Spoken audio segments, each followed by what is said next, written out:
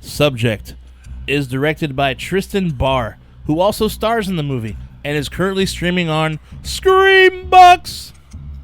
This one literally just came out like just last night, dude. I mean, in the literal sense of. And I watched it this morning before I went off to work because I wanted something to watch finally, something new.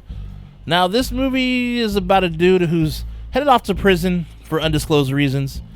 He's in a van with two other prisoners who are just talking mad shit to him, dude. Talking how they're going to like take his ass out, dude, by the time they make it, to wherever they're going.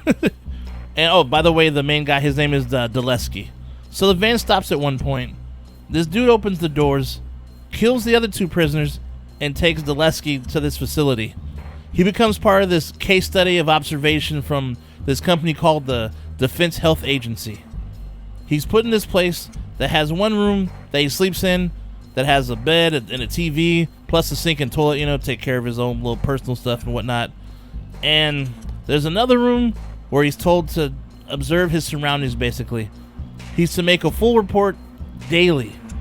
And also in this room, there's also a one-way mirror that has I'll just say it's a creature that's inside, and he's to talk about what this thing's doing and what his thoughts are about this as well. Also, every once in a while, this doctor of some sort will enter the room and ask him specific questions over and over. And to add on to everything else, there are surveillance cameras everywhere, watching his every move, whether he's in his room that he sleeps in or the little observation room. Thing is, the thing that's beyond the glass, this alien or monster, whatever it is beginning to freak him out because strange things start to occur when he goes to sleep. Like in his dreams where this thing goes beyond the glass and ends up in his room, fucking with him and stuff.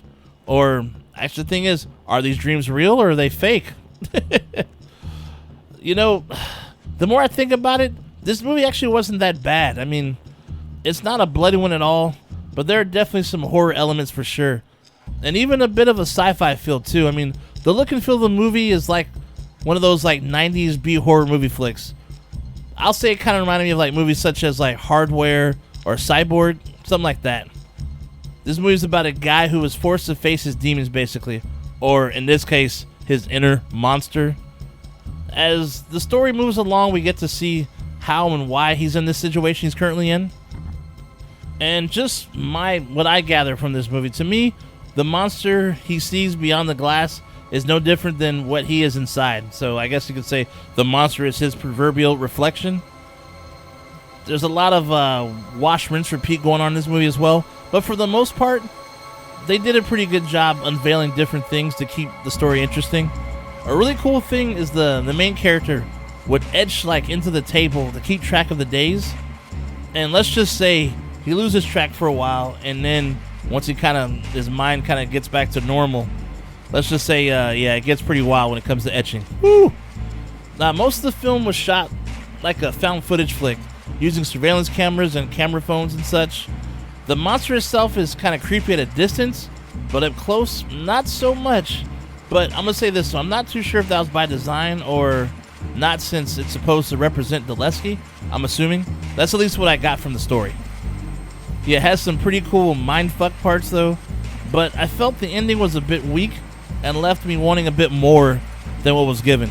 But overall, I mean, the movie's only an hour and 17 minutes. It's a very short watch. So don't go into this looking for a blood fest.